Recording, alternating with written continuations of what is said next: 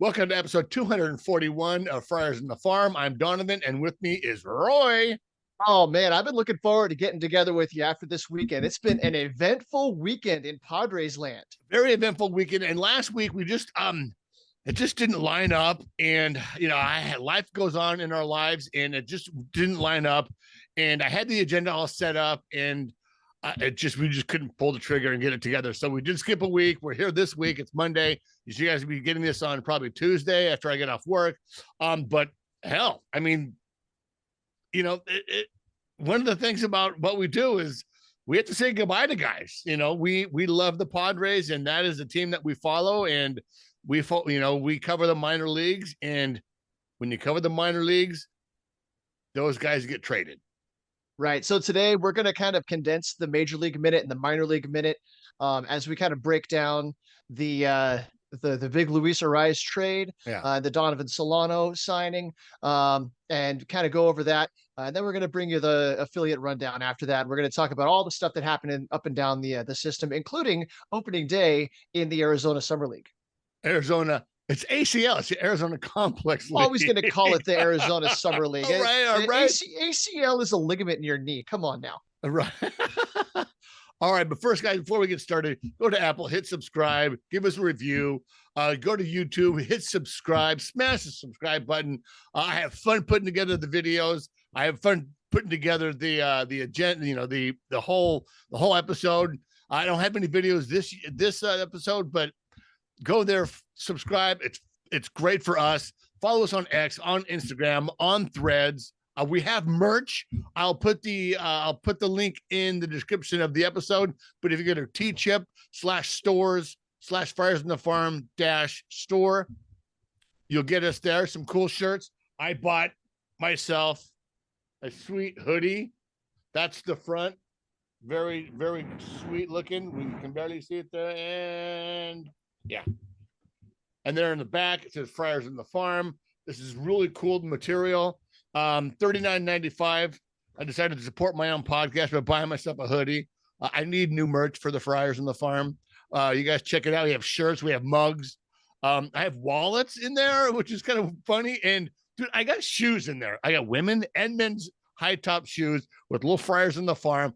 I know that's probably not ever going to be anyone but me buying that, but you support. Are you going to rock a pair of Friars on the Farm kicks? Seriously? I'm eventually going to probably buy a pair. Yeah, absolutely. All right, go for it. Yeah, a little something new, but yeah.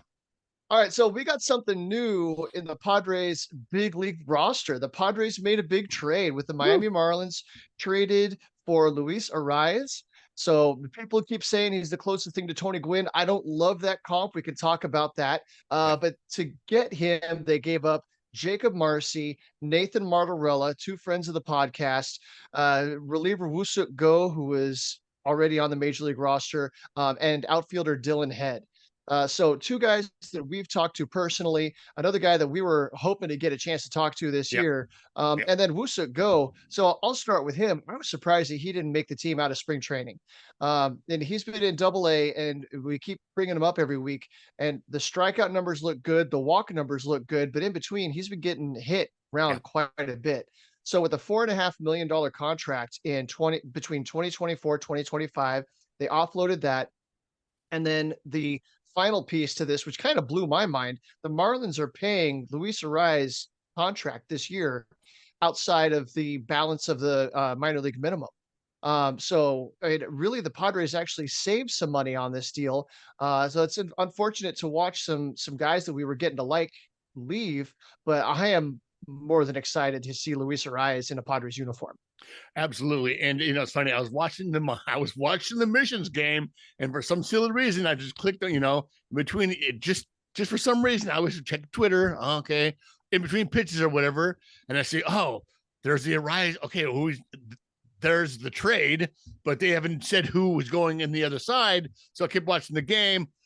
Jacob Marcy's at bat, and I click over, and I think it was Ken Rosenthal who reported it was, Nathan Martorella, Jacob Marcy, Woo-Suk Go, and Dylan Head. And I'm literally watching months. excuse me, Marcy at bat, and believe me, I was just as freaked out as I am right now about it.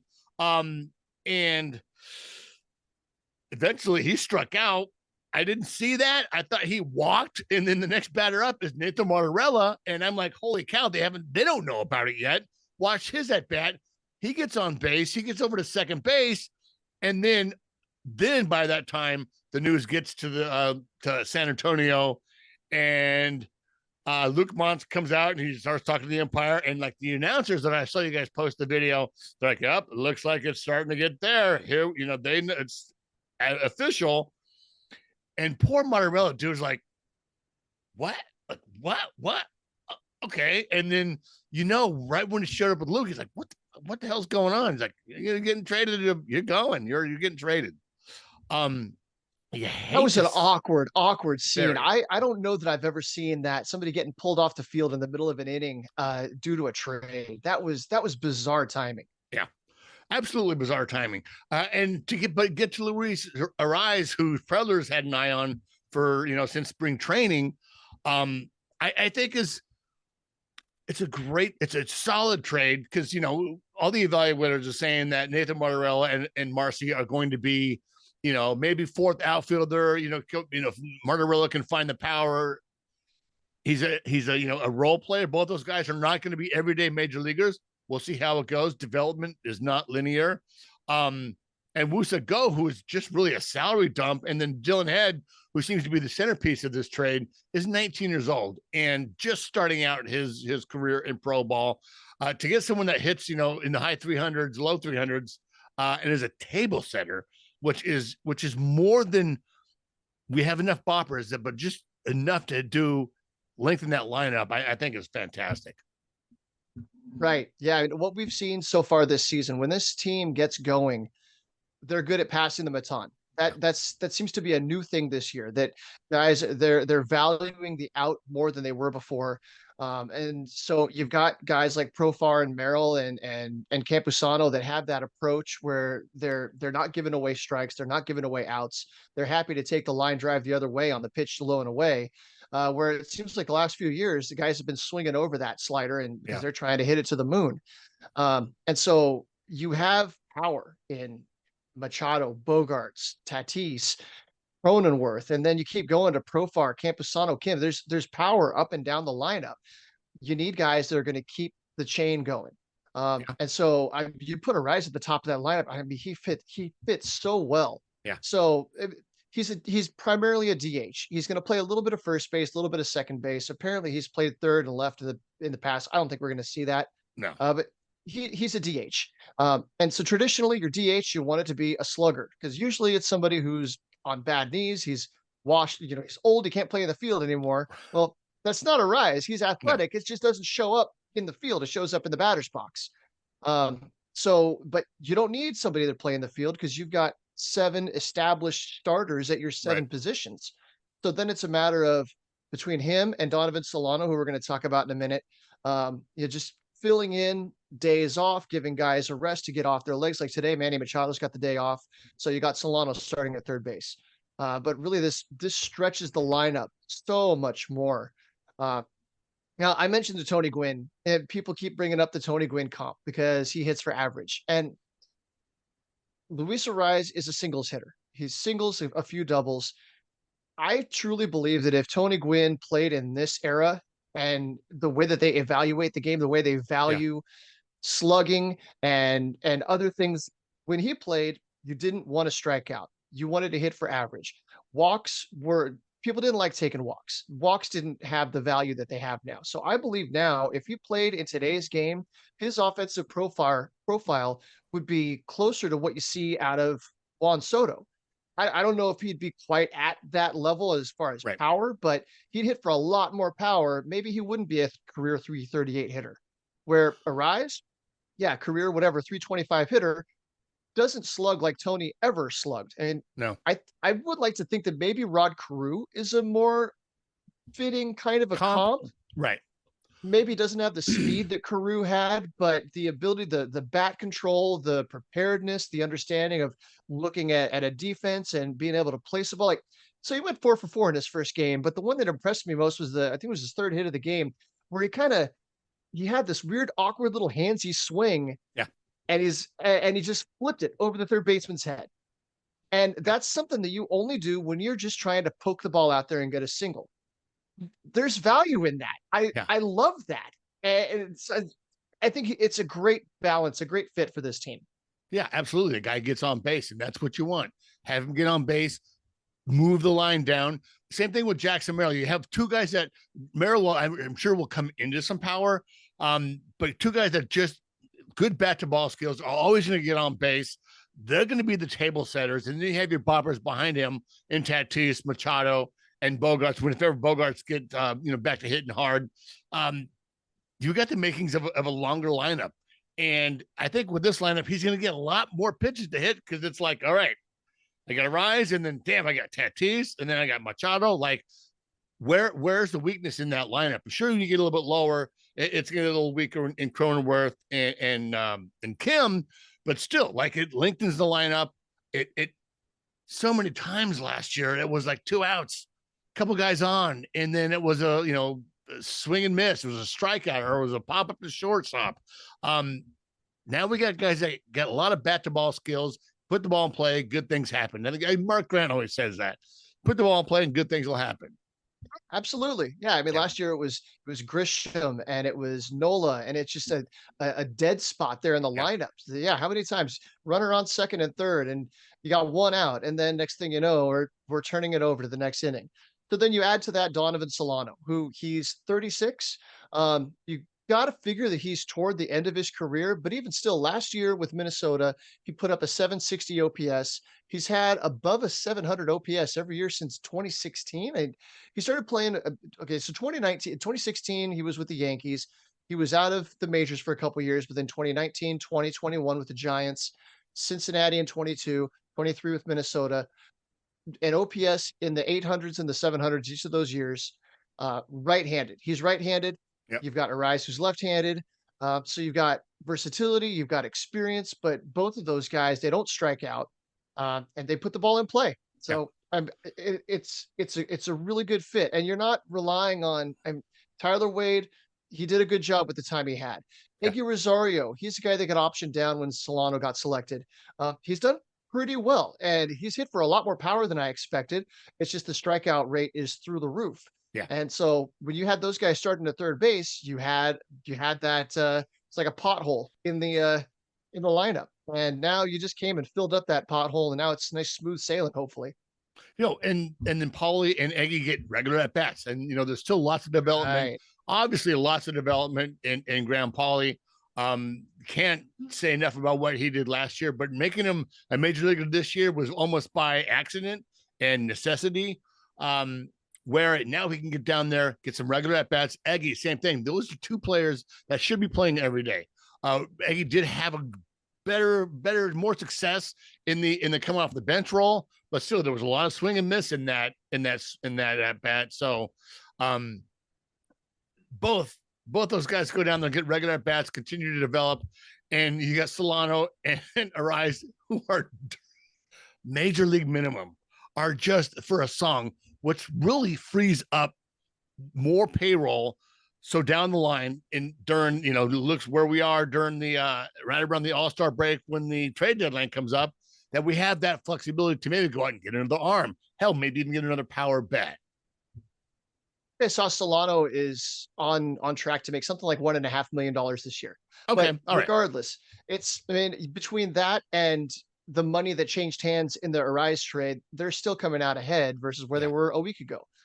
So we talked about Wusuk Go, but also Jacob Marcy, Nathan Martorella, and Dylan Head. So far this year, what those guys have been doing. Jacob Marcy's been struggling quite a bit at Double-A.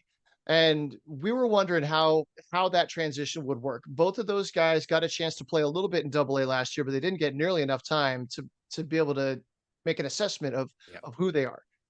So the question is, how are they going to hit advanced pitching? How are they going to hit that pitching once they get a book and they understand how to pitch these guys? So Jacob Marcy, all year, he's been busted up and in. They just keep throwing the pitch up and high and in, and he cannot figure out how to get his hands on top of that pitch. Yeah.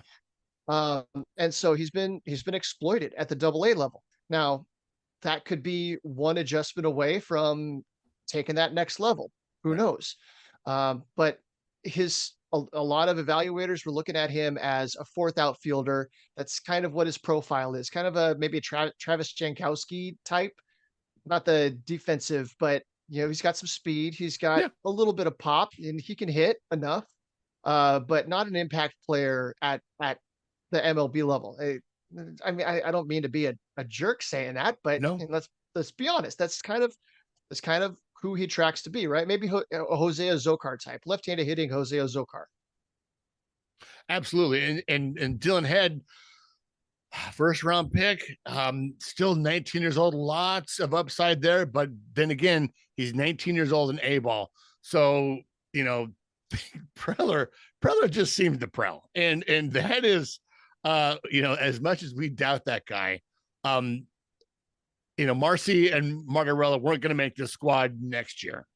They might have gotten a cup of coffee next year, maybe something this year, but the lineup has been pretty much set. So what they need to do is take what they have in the minor league system and add to it at the major league level. And that's what they've done. Right. Because none of these guys outside of Go were really a part of the Padres plan in 2024. I guess I could have seen a situation where Margarella really went crazy, and then toward the end of the year, you need another bat, a bench bat to bring up. You add him. But even then, I don't really see that. I mean, a contending team doesn't make that kind of a move late in the season. Yeah. So Margarella is the one guy that's been off to a good start. He's hitting 292, the 393 on base, and he's slugging 427 in AA. Pretty darn good. Yeah. The power hasn't quite been what it was last year in Fort Wayne. But then, so poor MadFriars, they interviewed him, and they had this interview all ready to go, and they had it scheduled to drop today. And then this trade happened. So MadFriars put out a great interview today. And one of the things they asked him was about the power. And he talked about that he's in San Antonio playing in Wolf Field.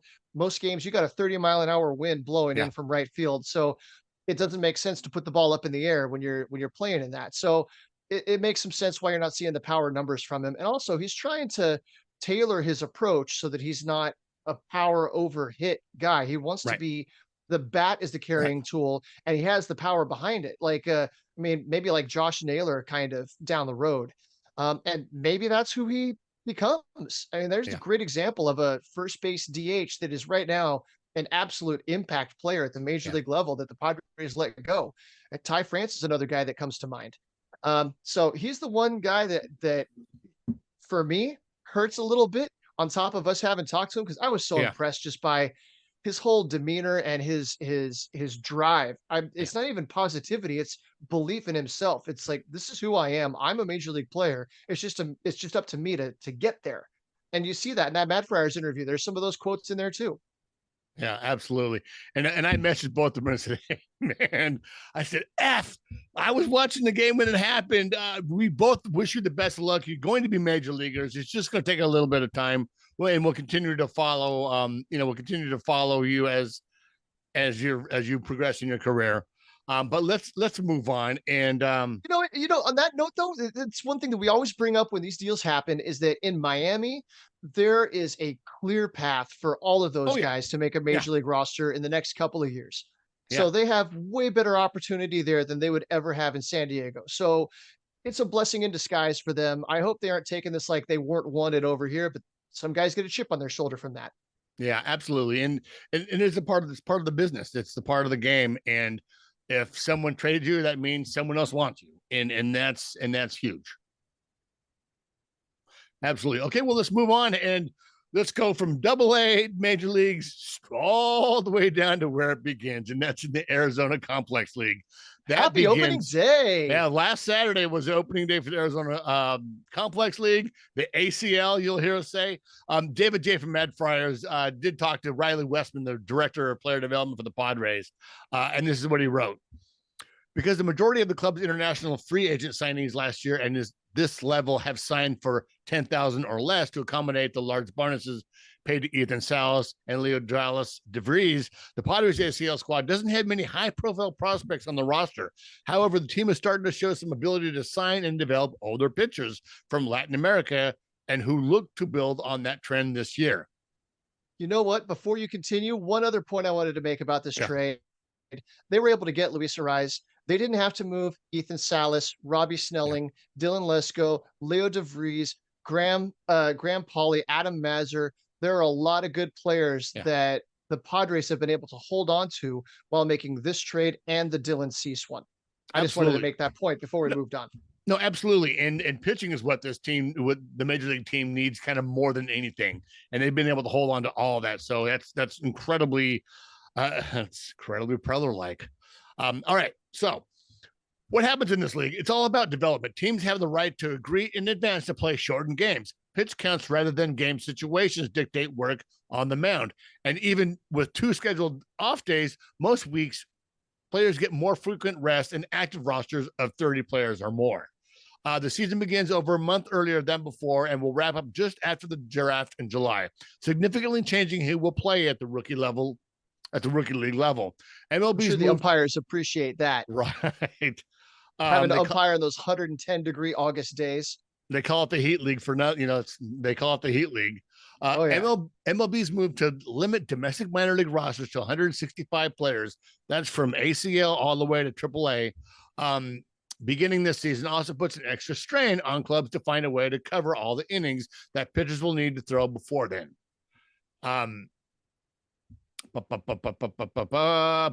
So David J, he put out this season preview here. And so he wrote about the level. Before you head to a fire league game, I like this little primer. Forget everything you think you know about what professional sports looks like. Games are often played on the backfields of teams' complexes with only a handful of people who aren't team's employees or players' families in attendance. You'll need to bring your chair, drinks, and snacks. Even with the pitch clock, be prepared for games to last more than 3 hours if they go the full 9 innings. So that means there's a little bit more time in between innings. So there is a pitch clock between pitches, but between innings, between plays, they're a little more lackadaisical about the rules. And it's because it's a developmental league. Right. It isn't about the competition. It's about the development and learning and growing. Yeah. So you might get guys that hit leadoff every game to get at bats. Also, the umpires are brand new as well. And so it's not like minor league, seasoned minor league umpires. It's beginning umpires, beginning professional umpires starting the complex league. And we talked to a guy, I can't remember his name, talked to him a couple of seasons back. He was let go at the end of that season. So he lasted 1 season as a professional umpire and then was released. So with it's that, a 2-man crew down there, right? Yeah, I believe so. Same thing in the minor leagues, just a 2-man crew. So the balls are the strike zone is the strike zone is developing as much as the players are developing. So it's the development league 1 through 9 and from blue. All right, so we got a few questions here with Director of Player Development, Riley Westman. So MadFriars asks, with the changes to the complex leagues this year, what does that mean for pitching workloads? Riley says, ultimately, the only people it really changes are the draft kids. We're typically playing extended spring games all the way up to the start of their season. So really, we're just moving live, real games. Quite honestly, it doesn't change a whole lot. We're going to keep bodies active after the season in gap camp to be ready to go out to affiliates. So it's almost like an extended spring training. And really, they need to keep these guys going and give them a workload to keep them through the full season, because next year, when they go out to an affiliate, they're going to be playing 120, 140 games. I love it. Some more lingo. The fire league and then the gap league in the gap camp. The gap camp. That sounds like a 70s funk disco band. What does it mean for you to have more looks in competition at guys who will be repeating the level this year? Westman, one, they're built up a little more as far as physically and experience being in professional baseball. So likely we're adding more innings onto those guys and give them more game reps and us more opportunities to view them. And that's the thing. Like once they get drafted, once you get into the complex, you're coming out of college, you're coming out of high school, you're coming out of the DSL, where you're still learning how to be a professional baseball player. Your body is still adjusting to playing every day. And all the workouts that go in between that and all the stuff that goes about being your job. I mean, for those that you cook on the weekends or cook at night, try doing that for a living every day and just you have to build up that skill, and you build up all the things that come with it. With the cook, it's a callus in your hand. It's the strength in your arms. It's just, it takes a lot to become a professional baseball player and then do it consistently. This off season, we were talking to all the pitchers, to Braden Nett and to all these guys. They were talking about arm care, and all of them were talking about that they had to learn a new routine or change what they used to do to get their body strong and active and limber and maintain that throughout the whole season. That's got to be one of the steepest learning curves these guys face. Yeah, absolutely. And going even as they get into affiliate ball, they're still learning what kind of player they are. They're still learning how to control their bodies and build up their bodies for a full minor league season. And that can take several seasons just to get your body ready to be a professional ball player. All right. Yep. So the next question on here, with so much of the roster being made up of lower profile signees, who are some of the names the fan base might not be familiar with who will get exposure during the season? So Riley says Ismael Javier, coming over from the Dominican Republic, has been an interesting young shortstop. Spence Kaufman is super athletic and really just needed some experience in game reps. So we're looking for him to step up this year. Yendry Rojas is a talented young man. We'd like to get a little more consistency in his gameplay. Dante Grant is an outfielder who has real speed, and we're excited to see him get more action. He's had a really good extended program, and I think can really swing the bat. And then a couple of those pitchers we're bringing over from the Dominican, Kleber Olmedo and Giovanni Pascual. Those would be some of the primary names. It's a couple good names right there. Kleber Olmedo and Giovanni Pascual. Bless you. Well, and the funny thing is, in the ACL, the Padres have a couple undrafted free agent high school players. So there's a couple arms that came out of high school that they didn't go to college. The Padres drafted them, signed them out of high school, that they didn't go to college. So it's kind of a, usually you see those guys come out of college, the 4-year signs, the undrafted free agents. But there are a couple of high school undrafted free agents that are coming up too. So it's kind of interesting. We already have a couple of mentions for those in our affiliate rundown today. Yeah, absolutely. Okay, so who isn't playing? While DeVries is already in full season ball, the organization is also excited about fellow 2024 international free agent, left-handed pitcher Humberto Cruz. He is not yet on the U.S. roster, but the Padres anticipate getting him stateside in the coming weeks. The 17-year-old from Monterrey, Mexico, will likely be built up slowly as the youngest pitcher who will work out of the Peoria Sports Complex this year. The Padres, they had to work a couple of trades to get some additional international pool money to sign him. That was a fun little adventure. See a couple of deals go down, like, wait, what are they positioning this money for? So I just want to give a shout out real quick to Jerry Espinoza. Yeah. He is boots on the ground in Phoenix. So he's somebody, if you don't follow him already, look him up. J Espinoza 1634 on Twitter. And he's a photographer. So that's primarily what he's doing, is taking pictures. But when he's at some of these games, he'll give you a little play-by-play of what's going on. So It's fun watching his feed, watching his name pop up in my feed. And then I get to go scroll. Let's see who's doing what today. And he'll tell you, it's not just the Padres he's following all the other teams too. So if you guys follow minor leagues players in general, he does all the Arizona Complex League. Don't steal his photographs. Please email him for credit, and he will.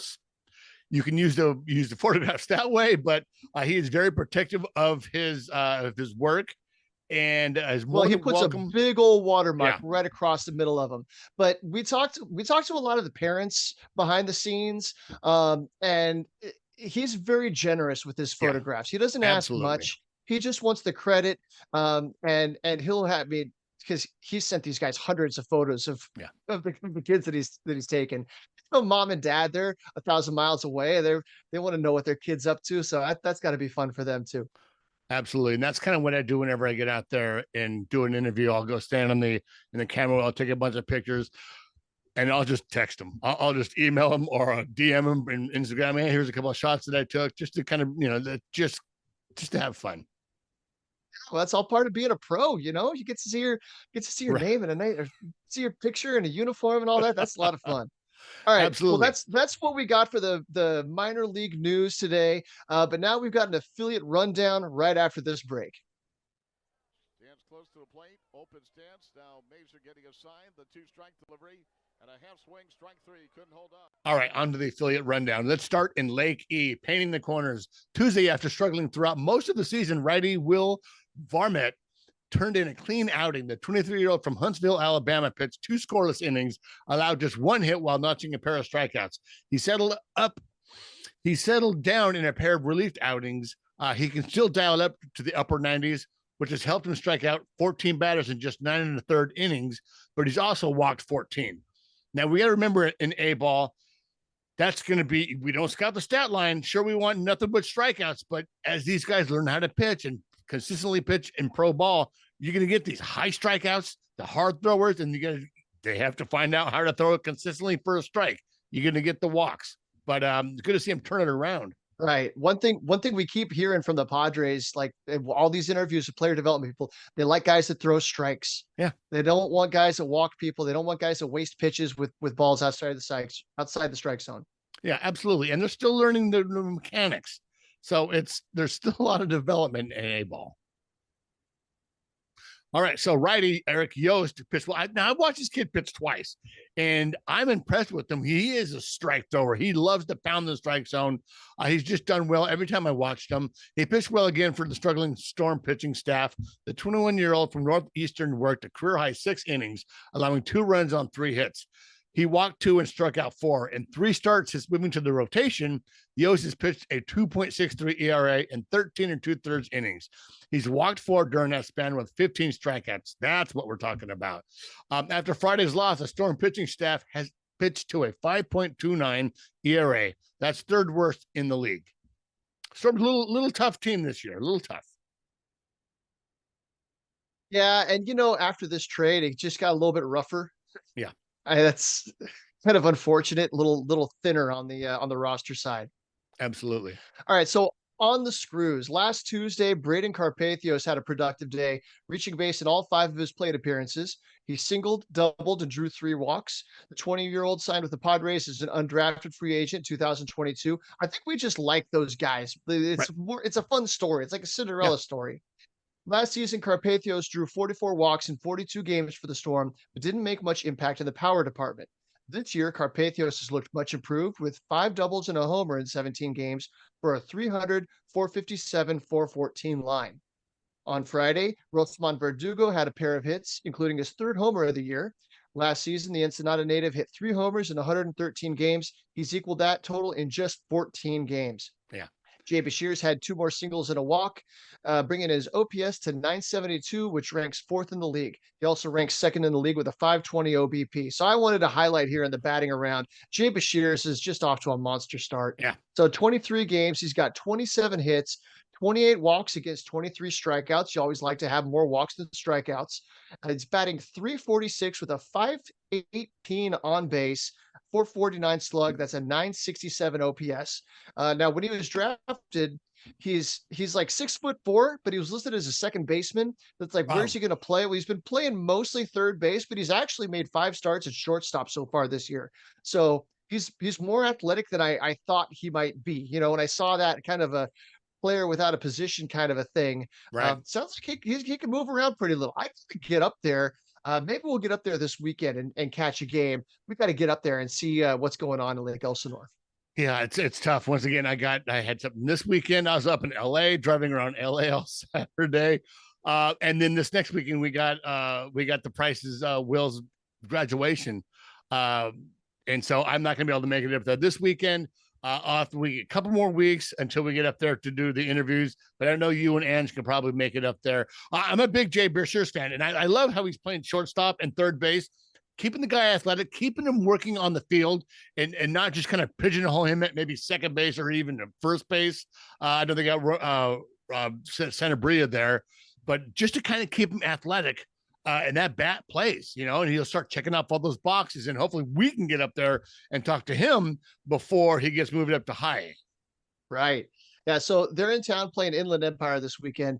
The Dodgers are in town playing the Padres. I know that Angela and I are going to go to the game on Friday, but we might skip out on the Sunday game and head up to Lake Elsinore and catch that game instead. Who wants to sit with a bunch of stinky, rude Dodger fans all day anyway? All right. Man, get some sunscreen up there in Lake Elsinore too, right? Yeah. All right. Well, speaking of high A, painting the corners for Fort Wayne Tuesday. Emmanuel Pinales pitched 6 scoreless on Tuesday.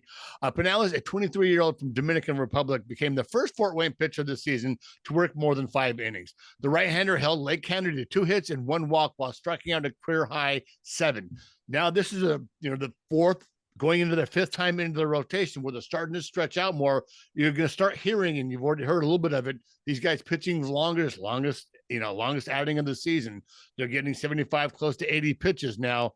They're starting to get into the full season, kind of the full season zone of the year.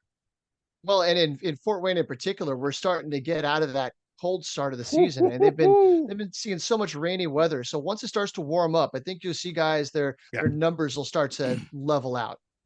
Absolutely. All right, so Wednesday, Jagger Haynes put it all together. God, yes. Friend of the podcast, Jagger Haynes, the lefty, went 6 innings, only allowed 1 run. Haynes did 75 pitches to get through the 6 innings, posting an improved 46-29 strike to ball ratio. Following the Emmanuel Pinales last night, it marks back-to-back quality starts for the Caps pitchers. Great to see Jagger kind of put it all together. And once again, it's not linear. So this next, if he can just build on that and continue forward, it's a great thing for Jagger because he's coming back from injury and he just needs to get on track and be a little start building that consistency on the mound. He's always one of those guys that the prospect writers write about when it's like somebody to keep your eye on. Yeah. He's a talented guy. It's just a matter of getting the time and the opportunity to start bringing it. Yeah, absolutely. So Thursday, left-hander Miguel Cienfuegos pitched a complete game shutout in one of the doubleheaders. In doubleheaders, they only played 7 innings. Cienfuegos gave up just 2 hits and no walks while striking out 5. This marked the first time a Tin Caps pitcher worked beyond 6 innings this season, and the first time Cienfuegos has in his minor league career. In the second game, Tyler Morgan started and went the first 3 innings with only 1 run allowed. Then Yohan Gonzalez tossed 2 scoreless innings to bridge the ball to Manuel Castro, who 2 perfect innings registered his 3rd save of the season. All right, then moving on the screws. On Wednesday, Devin Ortiz extended his on-base streak to 15 games with a pair of home runs. He now has a .313, .425, .537 line for the year. Devin Ortiz is just coming through for the Tin Caps. Absolutely. Ty Murphy on Friday singled, doubled, and drew a walk in 5 plate appearances. Over his last 4 games, the former Oregon State Beaver, let's go Beavs, and Arizona State Sun Devil, not so much the Sun Devils, is 6 for 13 with 3 doubles and a triple. Murphy and fellow undrafted free agent Devin Ortiz have been the best hitters for a struggling Tin Caps lineup this season. Both players rank in the top 20 in OPS for the Midwest League. And then in his last 4 games, Anthony Villar is 6 for 13 with 7 RBIs. So Anthony Villar, he's the catching prospect that's kind of getting lost in the shuffle a little bit. Don't take your eyes off of him. You got Brandon Valenzuela ahead. You got Ethan Salas behind. But Anthony Villar, the dude can play. And he's played some second base. He played second base, I think, on Sunday. So they're getting him out from behind the dish. Yeah, they're getting him out from behind the dish and trying to move him around a little bit, either to keep his bat in the lineup or, to see what he can do. Love that. Absolutely. So for the batting around from Fort Wayne, the Fort Wayne relief group is first in the Midwest League with 141 strikeouts. They're tied for 3rd in the Midwest League and stolen bases with 11. This is Homer Bush. Swiped 4 bags this last series against Great Lakes. As I was literally putting this in the agenda, he stole his 12 on Sunday. So I put it together like 11. Oh, there goes Homer Bush. 12. I had to add 12 in there. Don't blink, he'll steal another one. Dude, I just, okay, that's it. That's all I can do. So here's a little bit of baseball history. On May 4th, 1871, the Fort Wayne Kikogians played the Cleveland Forest Cities in the first ever professional baseball league game. The game, played at present-day Camp Allen Park, just outside of downtown Fort Wayne, marked the start of the National Association, which later became the National League. Fort Wayne won 2-0, led by starting pitcher Bobby Matthews. Fort Wayne is home to the first professional baseball game ever played. Yep. Little known fact. They are proud of that fact. I know John Nolan brings that up a few times every year. They have a long and rich baseball history in Fort Wayne. It just adds to the appeal of that town. And you got to get out. You got to get out there and go visit I Park know, Field, Donovan. I know. And real quick, they also they have the women's league also played there, and I can't remember the team that played there. I seen the tweets. Yeah, there's the Daisies.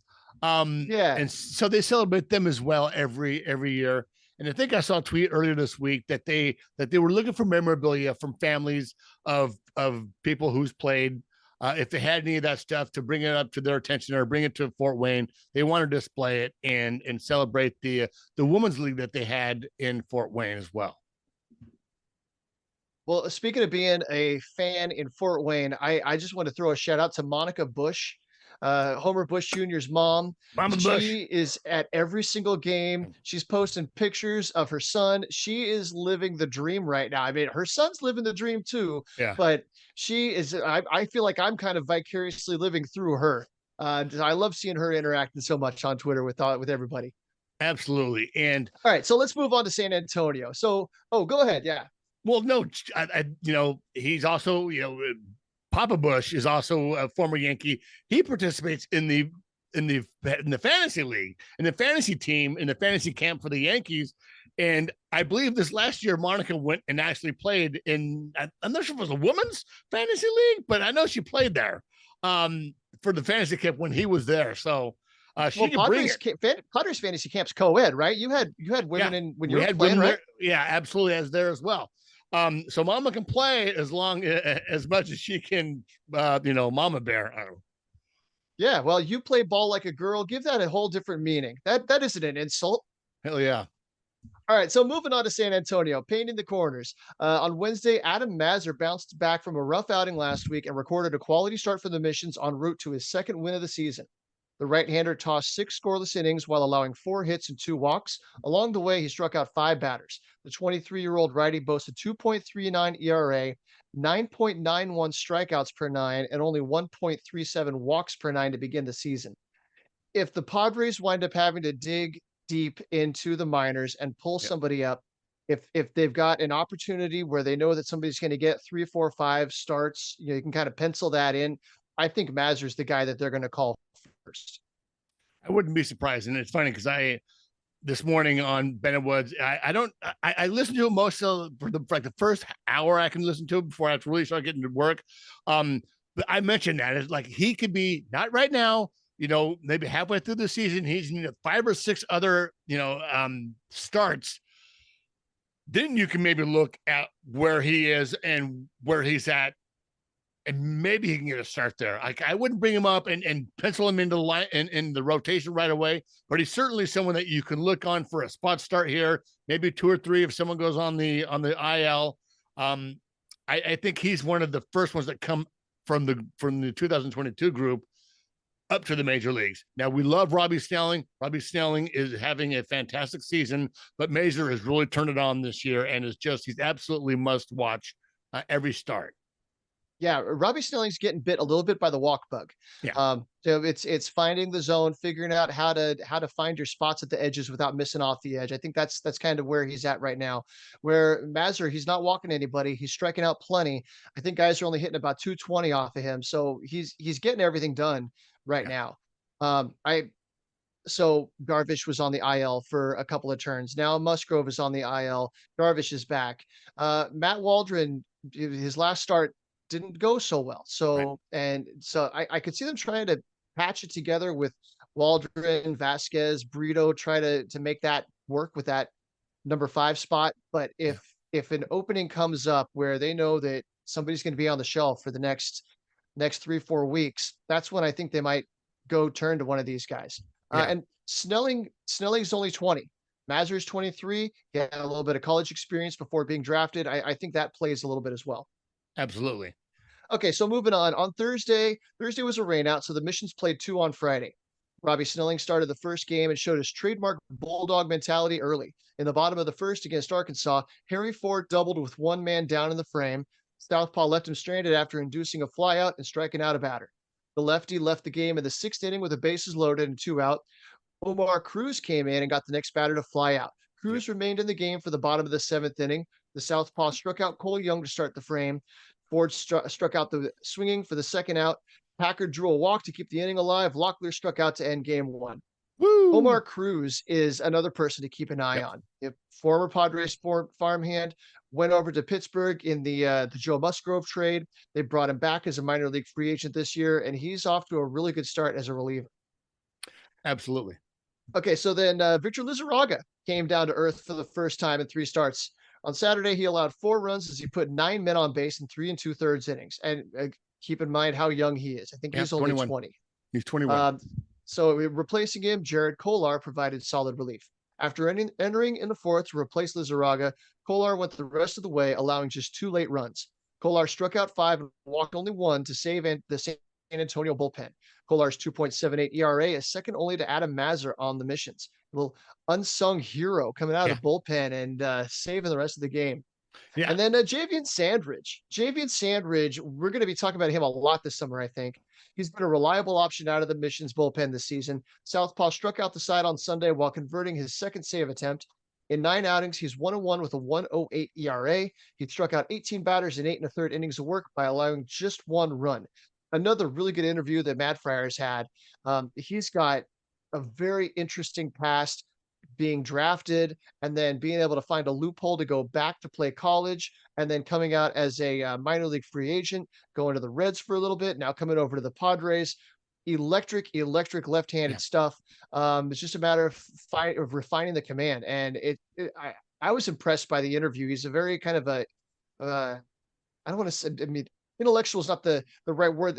He's very thoughtful about what he's doing and how he's going about his work. And that's something you really have to be. I think a lot of guys are just natural athletes and they can just go out there and do what they do, and they don't stop to process why is this good thing happening? Why is this bad thing happening? What changes? He's been very kind of introspective about all of that. It's an interesting kind of a story. A little bit older, so we'll see. He could move fast. He could certainly move fast. All right, so on the Screws Friday, Cole Cummings delivered his 2nd homer of the year, a double and a pair of RBIs, pair of steaks. He went over 2 in the nightcap. Among qualifiers, Cummings has the 2nd highest OPS on the missions this season, trailing just Mortarella. So I guess now he leads the team in OPS. Okay, the former UC Santa Barbara slugger has a troubling 31% K rate, but he supplied solid power. He ranks 2nd in the circuit with 8 doubles. With Mortarella moved, Cummings should get regular reps at first base. And I tell you, every time I do it, I see this kid get up, he's hitting the ball. That strikeout rate is incredibly disheartening, but it's something that could be worked on. And he gets that down, he could be definitely be a prospect. Well, and he's one of these guys that plays everywhere. He kind of does everything, whatever the team needs him to do. Sounds like he's got that professional approach, the way he goes about his work. And they see that. I think that's part of why Matthew Batten moved as quickly as he did, because he just, anything they needed, he took care of it. Yeah, absolutely. So Ray Patrick Diddler was one of the highlights of game 1, while Juan Zavala was a highlight of game 2. Diddler went 2 for 3 in game 1 with 2 doubles. For Zavala, he went 2 for 4 in the game 2 with a double and an RBI. All right, so the batting around here, we talked about the awkward scene in Little Rock when Nathan Martorella got pulled off the field. And then I saw the shot afterwards while Jacob Marcy and Martorella were dapping up all their teammates. That's got to be just such a weird way to leave a game and leave an organization. This is the team that raised you. This is everybody that you know in professional baseball is right there in that room. And now you've got to pack up your stuff and go off to a whole new beginning. Dude, it was kind of wild too, because he goes in and the game pretty much paused. They paused the game because he went in there. Both of them grabbed their bats, and they're really good friends. That's the thing. Him, those two, and Grant Pauly and Jackson Merrill, they're all really good friends. So they grabbed their bats, grabbed their gloves, and then just walked off the field. I know they might have left a bag there or something like that. With they come in with the bag, but they hugged they both hugged the batter that was at the plate, And then once he got to first base, they hugged the first base coach. I think there was someone else on first base they hugged. Like they stopped the game to watch those guys walk off. And I would think even for not only just the missions, but the other guys on the other side of the field there, where like that's how you do it, and that could happen to me. That's very much what could happen to me is like watch those guys get traded. And I found that's how fast everything can change. Yeah, absolutely. And like we said before, that's the quickest path to the major leagues now is with those guys in the Marlins organization. Right. So then after those guys left the game, Chase Valentine had quite an eventful game too. After Marcy and Martorella were removed, Valentine replaced Martorella as a pinch runner. Remember, he was on second base at the time. Yeah. So he scored later that inning. He then played second base for a few innings. At the plate, he drew 2 walks. Then he pitched a scoreless 6th inning, retiring all 3 batters he faced. So a little bit of everything. Just, hey, we need somebody to do this. We need somebody to do that. We need somebody to change the light bulbs. Go sweep the floors. Hey, whatever you need, I got you. And I tell you, Chase Valentine's that guy because he's been down. I could have swore he might have played an inning or 2 in Lake Elsinore this year.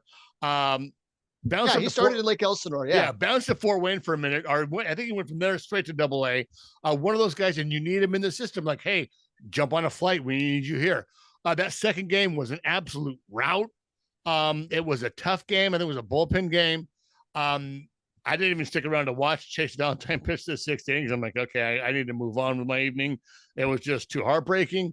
But wow, that's one of those things where like, hey, did you ever pitch? Yeah. A couple guys got traded I was playing with, then I took his place and I ended up pitching the game. One of those stories that you get from professional ball players where it's just the weird stuff that happens in minor league baseball. Yeah, that's a weird day that probably feels weird at the time, but you look back and laugh. Yeah, absolutely. All right, let's move on to El Paso. Painting the corners, Tuesday, Jackson Wolf.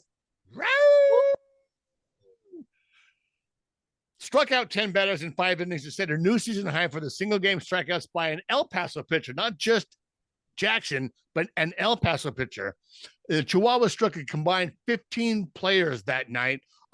This last Sunday, he was pitching when I was putting this together, had another excellent outing again. So Jackson Wolf is another one of those guys. We've had him here in the past, friend of the podcast. Got traded. Was it with the Pirates? Yeah, it's with the Pirates. He's part of the G-Man Choi Rich Hill deal. Yeah. They released him. We signed him under minor league free agent, and he's pitching in El Paso. Granted, he has to absolutely be. No. We claimed him back on waivers. Right. Claimed him back on waivers. So he's already on the 40-man. He's right on the doorstep of, and so, again, one of these openings comes up. He's going to get a call. Yeah. But he's one of those guys that absolutely has to be perfect. He does not throw hard. He's that low 3/4 arm slot where it just sweeps across the plate, and it's more deception than in location than it is powering the ball and striking guys out. But hey, he's come over. His first outing was horrible. He got lit up. Since then, he's had 2 solid straight starts. The one being Sunday night, and this last one last Tuesday.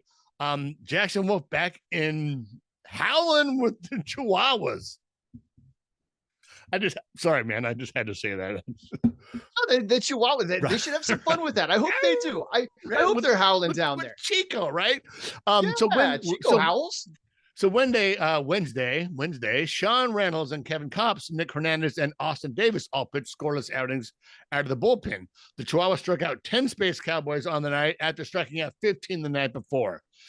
Thursday, Lake Bacher continues to shine in a big way, throwing a scoreless inning and striking out a pair. The 28-year-old righty has executed in fairly heavy use for the Chihuahuas so far, posting a 3-0 record with a 1.15 ERA, 20 strikeouts, and 15 2/3 innings of work. Like we said it before, we will say it almost every episode. He did really well, and when he was signed as a minor league free agent, after being in our system for so long, I really thought he was going to get a shot in the bullpen. And I thought he pitched pretty good during spring. They sent him to AAA because they had other guys come in. I certainly think he can be someone that can see time in the bullpen this year and stick. Well, all of those guys you just mentioned. So Sean Reynolds is already on the 40-man. Mm. Kevin Kopps, we've been waiting for him, and he Yeah. seems to finally have found that next gear. Nick Hernandez, he pitched with the big league club a couple of times last year, and then Austin Davis has major league experience. All five of those guys, I think you could pick any of them, and you have a good odds to contribute this year. Yeah, and it's a long season, so I definitely wouldn't be surprised to see any one of those guys, if not several of those guys, making it into the majors this year. Yep. All right, so on the screws, Tuesday, Tirso. It was the Tirso or Nelas show in El Paso as the outfielder hit a walk-off 2-run shot to give the Chihuahuas the win. And oh man, he pimped it a little bit too. Yeah. Ornelas walk-off blast capped a 3-hit night. He finished a double shy of the cycle, drove in 3 runs. On April 16th, he went 0 for 4 to drop his batting average to a paltry 0.88. This was the low point. Woof. Since then, the Tijuana native has gone 14 for 34 with 2 doubles and 2 homers.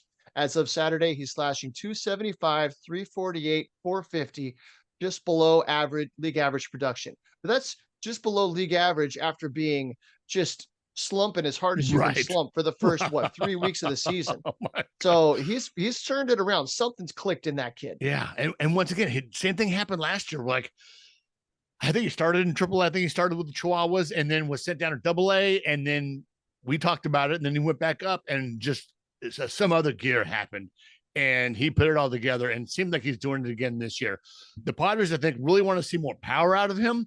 I think he needs to stay where he is. Just if he's not going to be a power guy, let him be the guy that hits a lot. Let him get the singles. Let him, find the gap on the occasion.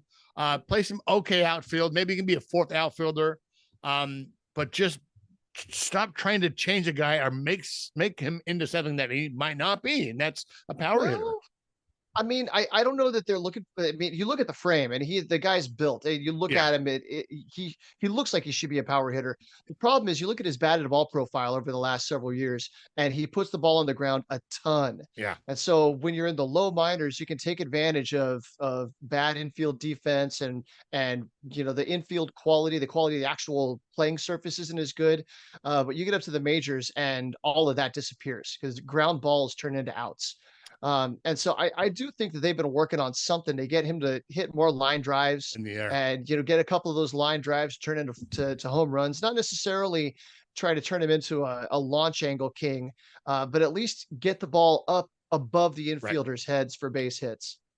So one last note here from El Paso. Tuesday's walk-off was the Chihuahuas' second walk-off win of the season. Their first walk-off home run since Daniel Johnson's against Round Rock on September 8th, 2023.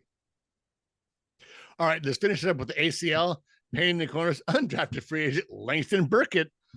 Is it Burkett? Burkett. I think it's Burkett.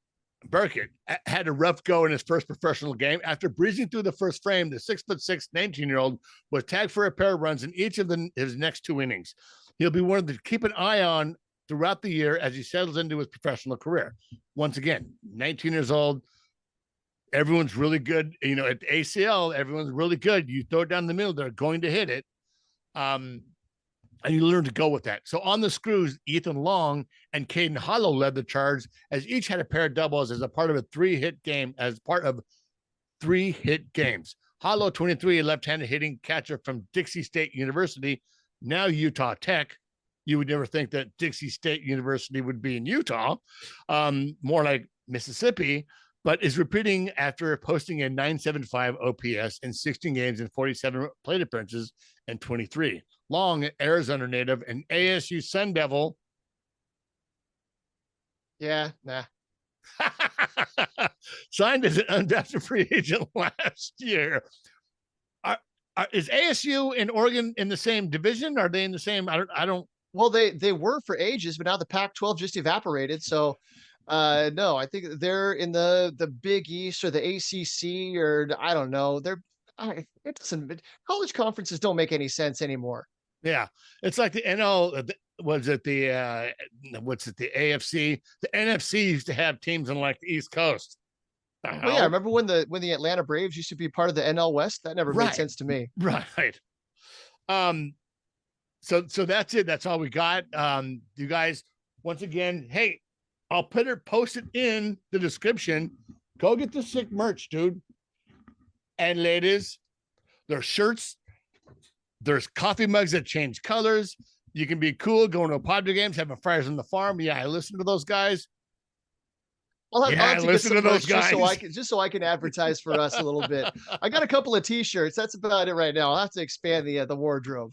Absolutely, a little bit. So until then, go Padres. You can find me on Twitter at SD Donovan. Yep, I'm at Zippy_TMS. We'll catch you next week. Go Padres. Go Padres.